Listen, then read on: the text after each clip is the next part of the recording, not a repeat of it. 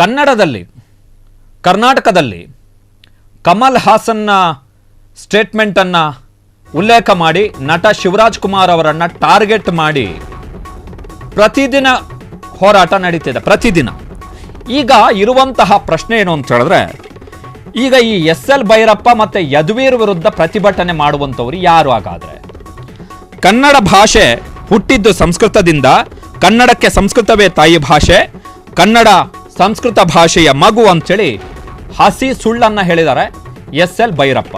ಹಸಿ ಸುಳ್ಳು ಎಸ್.ಎಲ್. ಭೈರಪ್ಪ. ಹಲವು ಕಾದಂಬರಿಗಳನ್ನು ಬರೆದಂತಹ ಎಸ್.ಎಲ್. ಭೈರಪ್ಪ ಹೇಳಿದಂತಹ ಹಸಿ ಸುಳ್ಳು. ಸಂಸ್ಕೃತದಿಂದ ಕನ್ನಡ ಹುಟ್ಟಿತ್ತು ಎಂಬ ಅಭಿಪ್ರಾಯಕ್ಕೆ ಕನ್ನಡ ರಕ್ಷಣಾ ವೇದಿಕೆಯ ಅಧ್ಯಕ್ಷ ಟಿ.ಎ. ನಾರಾಯಣಗೌಡ ಅವರು ವಿರೋಧವನ್ನು ವ್ಯಕ್ತಪಡಿಸ್ತಾರೆ. ಆ ವಿರೋಧದ ಬಳಿಕವೂ ನೋಡಿ, ಇದೇ ಉದ್ದಟತನ ಎಸ್.ಎಲ್. ಭೈರಪ್ಪ. ಆ ವಿರೋಧದ ಬಳಿಕವೂ ಎಸ್.ಎಲ್. ಭೈರಪ್ಪ ಮತ್ತೆ ಹೇಳ್ತಾರೆ ಕನ್ನಡ ಹುಟ್ಟಿದ್ದೇ ಸಂಸ್ಕೃತದಿಂದ ಅಂತ. ಕಮಲ್ ಹಾಸನ್ ತಮಿಳುನಾಡಿನಲ್ಲಿ ಕೊಟ್ಟಂತಹ ಸ್ಟೇಟ್ಮೆಂಟ್ ಅನ್ನು ಉಲ್ಲೇಖ ಮಾಡಿ ನಟ ಶಿವರಾಜ್ ಕುಮಾರ್ ಅವರ ವಿರುದ್ಧ ಮುಗಿಬಿದ್ದಂತಹ ಕನ್ನಡ ಪರ ಸಂಘಟನೆಗಳು ಅಥವಾ ಕನ್ನಡ ಅಭಿಮಾನಿಗಳು ಈಗ ಎಸ್.ಎಲ್. ಭೈರಪ್ಪಗೆ ಏನು ಹೇಳ್ತಾರೆ? ಎಸ್.ಎಲ್. ಭೈರಪ್ಪ ಕಾದಂಬರಿಕಾರ, ಹಲವು ಪ್ರಶಸ್ತಿಗಳನ್ನು ಪಡೆದಂತಹ ವಿದ್ವಾಂಸರು, ಪ್ರಾಜ್ಞರು, ತಿಳಿದವರೇ, ಅದು ಕೂಡ ಕರ್ನಾಟಕದವರು. ಕಮಲ್ ಹಾಸನ್ ಆತ ತಮಿಳುನಾಡಿನವ, ಇವರು ನಮ್ಮವರು, ಕನ್ನಡದಲ್ಲಿ ಕಾದಂಬರಿ ಬರೆದಂಥವ್ರು. ಅವರು ಹೇಳ್ತಾ ಇದ್ದಾರೆ, ಅವ್ರ ಸ್ಟೇಟ್ಮೆಂಟ್ ಅನ್ನು ನೋಡಿ. ಅವರು ಹೇಳ್ತಾರೆ ಸಂಸ್ಕೃತದ ಮಕ್ಕಳಾದ ಕನ್ನಡ, ತಮಿಳು ಮೊದಲಾದ ದೇಶ ಭಾಷೆಗಳು, ಸಂಸ್ಕೃತದ ಮಕ್ಕಳು ಕನ್ನಡ, ತಮಿಳು ಅಂತ ಹೇಳಿದ್ರೆ ಕನ್ನಡ ಸಂಸ್ಕೃತದಿಂದ ಹುಟ್ಟಿತ್ತು ಎನ್ನುವಂಥದ್ದು ಇವರ ಸ್ಟೇಟ್ಮೆಂಟು. ತನ್ನ ತಾಯಿಯಾದ ಸಂಸ್ಕೃತ ಮಾತೆಯನ್ನು ಆರೈಕೆ ಮಾಡುತ್ತಿವೆ. ಎಸ್.ಎಲ್. ಭೈರಪ್ಪ ಸ್ಟೇಟ್ಮೆಂಟ್ ಇದು. ದೇಶ ಭಾಷೆಗಳ ಸಾಹಿತ್ಯ ಸಮೃದ್ಧಿಗೆ ಸಂಸ್ಕೃತ ಕಾರಣವಾದರೆ ಸಂಸ್ಕೃತ ಭಾಷೆಯ ಸಂವರ್ಧನೆ ದೇಶ ಭಾಷೆಗಳು ಅಂತ ಹೇಳಿದ್ರೆ ಇವರ ಪ್ರಕಾರ ಕನ್ನಡ ಮತ್ತು ತಮಿಳು ಡೊಮೆಸ್ಟಿಕ್ ಲ್ಯಾಂಗ್ವೇಜಸ್ ಅನುವಾದಿತವಾಗಿರುವಂತಹ ಸಾಹಿತ್ಯ ಕೊಡುಗೆಯಿಂದ ಸಮೃದ್ಧವಾಗಿದೆ. ಇನ್ನೊಂದು ಸ್ಟೇಟ್ಮೆಂಟ್ ಅನ್ನು ಕೊಡ್ತಾರೆ ಅವರು. ನಮ್ಮ ದೇಶದ ಬಹುತೇಕ ಭಾಷೆಗಳ ಶಬ್ದಕೋಶ ಮಾತ್ರವಲ್ಲ, ವ್ಯಾಕರಣ ಪ್ರಕ್ರಿಯೆಯು ಕೂಡ ಸಂಸ್ಕೃತದ ವ್ಯಾಕರಣವನ್ನೇ ಆಶ್ರಯಿಸಿದೆ ಅಂತೇಳಿ ಎಸ್.ಎಲ್. ಭೈರಪ್ಪ ಅವರು ಸ್ಟೇಟ್ಮೆಂಟ್ ಅನ್ನು ಕೊಡ್ತಾರೆ. ಈಗ ಯಾರು ಪ್ರತಿಭಟನೆ ಮಾಡ್ತಾರೆ? ಶಿವರಾಜ್ ಕುಮಾರ್ ವಿರುದ್ಧ ಪ್ರತಿಭಟನೆ ಮಾಡೋದು ಈಸಿ.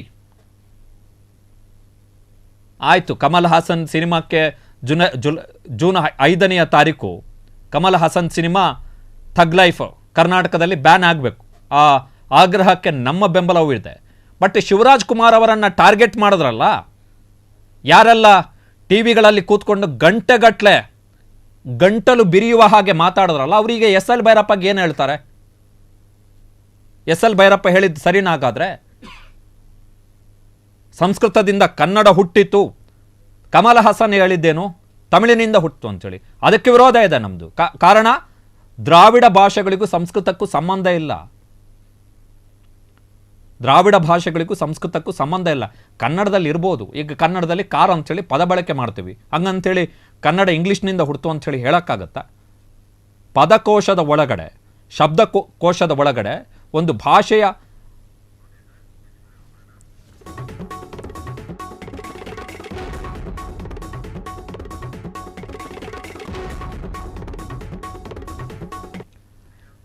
ಇದು ಎಸ್.ಎಲ್. ಭೈರಪ್ಪ ಕತೆ ಮಾತ್ರ ಅಲ್ಲ. ಮೈಸೂರು ಮಹಾರಾಜರ ಉತ್ತರಾಧಿಕಾರಿ ಯದುವೀರ್, ಮೈಸೂರು ಮಹಾರಾಜರ ಉತ್ತರಾಧಿಕಾರಿ ಈತ ಕೂಡ, ಈ ಸಂಸದರು ಕೂಡ ಹೇಳ್ತಾ ಇರುವಂಥದ್ದು ಏನು ಅಂತ ಹೇಳಿದ್ರೆ ಕನ್ನಡ ಹುಟ್ಟಿದ್ದು ಸಂಸ್ಕೃತದಿಂದ ಅಂಥೇಳಿ. ಸೊ ಈಗ ಪ್ರತಿಭಟನೆ ಈಗ ಶಿವರಾಜ್ ಕುಮಾರ್ ವಿರುದ್ಧ ಇಷ್ಟು ದಿನ ಪ್ರತಿಭಟನೆಗಳಾಯ್ತಪ್ಪ. ಈಗ ಇವ್ರ ಸ್ಟೇಟ್ಮೆಂಟ್ಗೇನು, ಇವರು ಕರ್ನಾಟಕದವರೇ ಅಲ್ವಾ? ಒಬ್ಬರು ಸಾಂವಿಧಾನಿಕ ಹುದ್ದೆಯಲ್ಲಿರುವಂಥವ್ರು ಯದುವೀರ್, ಜೊತೆಗೆ ಮೈಸೂರು ರಾಜವಂಶಸ್ಥರ ಉತ್ತರಾಧಿಕಾರಿ, ಈ ನಾಡನ್ನು ಆಳಿದಂತಹ ರಾಜವಂಶದ ಉತ್ತರಾಧಿಕಾರಿ ಯದುವೀರ್ ಹೇಳ್ತಾರೆ ಸಂಸ್ಕೃತದಿಂದ ಹುಟ್ಟಿದೆ ಕನ್ನಡ ಅಂತೇಳಿ. ಯಾರು ಪ್ರತಿಭಟನೆ ಮಾಡ್ತಾರೆ ಹಾಗಾದ್ರೆ? ಎಸ್.ಎಲ್. ಭೈರಪ್ಪ ಹೇಳಿದ್ದು ನಿಜನಾ? ಯದುವೀರ್ ಹೇಳಿದ್ದನ್ನು ಒಪ್ಕೋಬೋದಾ? ಕಮಲ್ ಹಾಸನ್ನ ತಮಿಳಿನಿಂದ ಕನ್ನಡ ಹುಟ್ಟಿತ್ತು ಎನ್ನುವಂಥದ್ದು ಎಷ್ಟು ಸುಳ್ಳು, SL ಭೈರಪ್ಪ ಹೇಳಿದ್ದು ಕೂಡ ಅಷ್ಟೇ ಸುಳ್ಳು.